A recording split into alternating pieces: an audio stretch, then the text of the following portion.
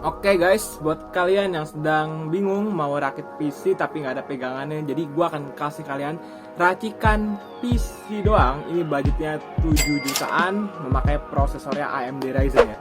Jadi langsung aja simak videonya, intro.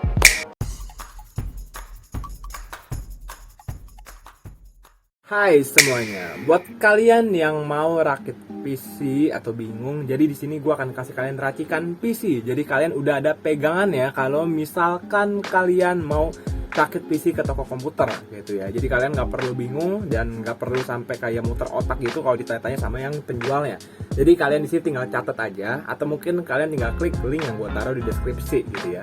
Jadi yang pertama di sini, racikan PC ini tidak memakai VGA eksternal karena gue mau tekan budget. Yang penting kalian punya PC-nya dulu.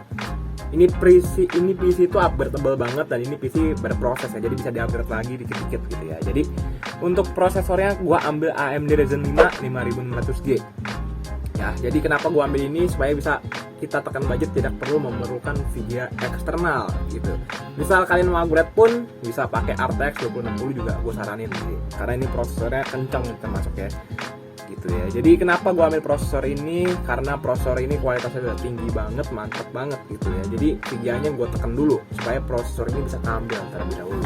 Untuk spesifikasinya dia jalan di 6 core 12 thread dengan blast clock-nya 3,9 GHz yang bisa di overclock ke 4,4 GHz. Jadi udah mantap banget dan ini bisa unlocked for overclocking. Jadi kalau unlocked for overclocking itu bisa di overclock, tinggal motherboard kalian apakah support atau enggak, power supply juga apakah is worth it atau enggak, support atau enggak gitu ya. Jadi banyak pertimbangan karena kalau overclock itu dia akan memakan lebih banyak daya daripada yang jalan di base clock-nya ya. Ya soketnya AM4 dan ini masih umur yang masih muda banget, tanggal 13 bulan 4 tahun 2021. Jadi ini PC termasuk yang upgradable banget, recommendable banget buat kalian yang bingung mau beli PC pakai prosesor apa gitu ya. Untuk dari Cinebench R20 dengan memakai RTX 2080 Ti, dia berhasil mengalahkan Intel Core i5 Gen 11. Jadi udah mengalahkan Intel Core i5 Gen 11, udah mengalahkan Core AMD Ryzen 5 5600G. Jadi ini termasuk prosesor yang mantap banget untuk jalan di Cinebench R20 dengan memakai RTX 2080 Ti, sudah berhasil mengalahkan Gen 11 tentunya. Udah mantap banget ya. Oke, dan di sini memakai yang namanya Radeon Vega 7. Tidak perlu memakai VGA eksternal bagai kawan-kawanku semua ya. Jadi tidak perlu bayangannya lagi gitu ya. Habis itu kita baca lagi pakai harddisknya 1 TB SATA 3. Jadi kita ambil yang SATA 3 1 TB di sini dari Seagate. Oke. Gitu. Buat nyimpen game masih worth it banget, buat nyimpen keperluan yang lainnya. Memakai casing Digital Alliance. Kenapa gua ambil yang ini? Karena gua pikir masih support banget dan juga karena di sini gue mementingkan budget, jadi yang bisa gue tekan akan gue tekan dan akan gue sesuaikan gitu ya. Untuk motherboardnya memakai Gigabyte B450. Kenapa nggak ambil yang A520? Better yang B450.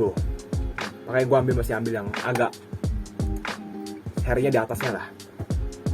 Untuk B450 sendiri pun dia support di AMD Ryzen seri 5000 ya. Tadi udah mantep banget, dia support dual channel RAM ya. Jadi ini jalan di dual channel, bukan single channel. Oke, tapi cuma bisa pasang 2 slot RAM, bukan 4 slot RAM. Oke. Habis itu dia support HDMI, DVI-D, di support for multiply display ya. Jadi bisa buat 2 monitor. Jadi udah termasuk yang mantap banget ya. Oke. Jadi support AMD Ryzen 5 5000 series, 4000, 3000, 2000, 1000. Dia ada support AMD Store MI. Jadi udah catchy banget, mantep banget. Tinggal klik link gua taruh deskripsi kalau kalian misalkan berkenan gitu ya. Untuk RAM yang gua ambil dari Apacer DDR4, jalan di 2666 MHz, bisa kalian overclock ya. Jadi gua ambil dual channel 2 kali 4 GB, jadi jalannya di 8 GB. Untuk SSD-nya gue ambil dari 120 GB dari PNY 900 series. Ya menurut gue untuk SSD gue ambil yang ini karena gue memikirkan dari segi harga, dan menurut gue PNY pun udah termasuk yang oke juga. Dia ada garansi klaim 3 tahun 290.000. Untuk booting dan penyimpanan masih termasuk yang oke punya ya. Untuk power supply-nya sendiri, kenapa gue ambil yang Genmax 550-80 bronze? Sekarang gue asumsiin misal kalian akan akan upgrade NVIDIA-nya ke GT 1030 mungkin. Sebenarnya sih GT 1030 pun itu masih bottleneck ya. Saran gue GTX 1660 Super. Menurut gue itu, atau RX 6600 XT juga udah mantap banget. Oke, dan untuk CPU coolernya kenapa gue ambil dari Johnspul JR1400? Karena menurut gue di sini juga ada head pipe-nya bagus. Habis itu coba kita akan cari di Google. Oke, kurang lebih seperti ini guys gambarannya guys ya. Kalau gue lihat di sini dia ada 6 head pipe ya, satu. Bentar ya, 1 2 3, aduh gue lupa. Nggak kelihatan guys. Jadi di sini ada 1 2 3 4 5. Pokoknya ada 6 head pipe ya. Jadi ini head pipe-nya mantap banget buat ngalirin panas yang di dalam prosesor kalian gitu ya. Ini penjelasannya kurang lebih. Dan udah RGB juga. Jadi buat kalian yang cinta kelap-kelip, menurut kalian gimana? Apakah PC ini worth it untuk kalian beli atau enggak? Komen di bawah, kita diskusi bareng-bareng seperti biasa ya. Pasti yang DM Instagram TechWithBlack, walaupun gue balasnya lama, pasti akan gue balas. Komen apapun biasanya pasti gue balas juga. Yang penting masih masuk di akal dan masih gue mengerti gitu ya.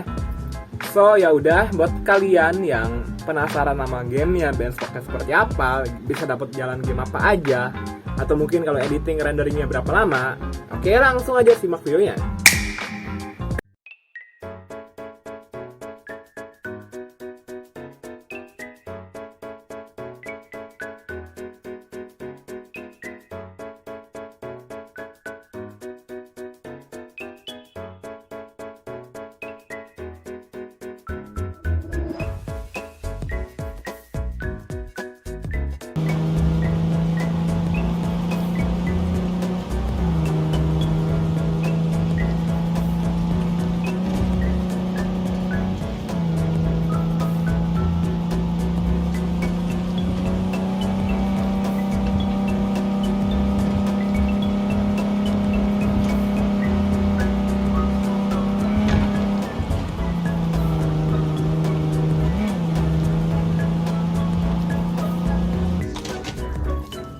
Hissing sound that tried to invade me earlier.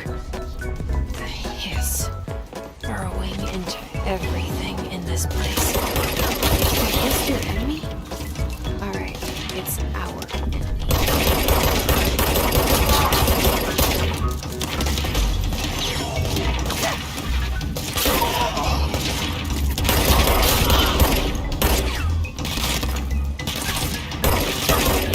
So, gimana tentang PC racikan budget 7 jutaan kali ini? Ini budgetnya 7,5 juta. Bisa kalian tekan lagi, Bang, kalau gue mau tekan lagi duitnya di bawah 7 juta, tapi kira-kira gue pengen spesifikasi seperti ini, apa yang kira-kira bisa gue tekan nih, Bang? Oke. Ini siapa tahu ada yang tertarik mau nanya pertanyaan seperti itu, jadi akan gue jawab di video ya. Jadi kalau misalkan kalian pengen ikutin yang seperti ini, prosesornya mungkin ini gitu ya, motherboard yang ini, RAM yang ini, atau mungkin ada kalian udah punya barangnya sih enak ya. Jadi saran gue kalau kalian pengen nurunin budgetnya tapi pengen spesifikasi kurang seperti ini, harddisk turunin ke 500 GB, karena menurut gue ini harddisk bisa kita tekan lagi budgetnya 120.000, lumayan lah ya itu harddisk. Casing bisa kalian pakai yang semurah mungkin gitu ya, tapi saran gue kalau untuk casing sih ini udah termasuk yang cukup menengah lah, nggak sampai mahal banget, enggak lah. Untuk motherboardnya kalian bisa turunin lagi ke A520, tapi gue nggak recommendable banget. Tapi kalau kalian mau pun bisa sebenarnya, tinggal upgrade BIOSnya lagi gitu. Tapi gue lebih saran pakai B450 gitu ya. Ini kita ngomongin kalau misalkan budget kalian cekak-cekakan, oke.